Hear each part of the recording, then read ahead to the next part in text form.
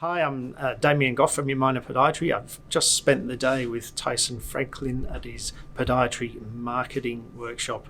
It was a small group of people where we had a very intense full day of information to help market our podiatry businesses. Now, after 30 years in business, I'm still learning things, and today was no exception. I've got nuggets to take home, which I'll be able to put into practice on Monday morning. And I think the key thing is discerning the difference between strategy and tactics. We all spend a lot of time on the tactics without necessarily having the strategy. So I recommend this day to anyone who's running a podiatry business and wants to get ahead with their marketing, and the model of 6 pillars, which certainly clarifies things for me.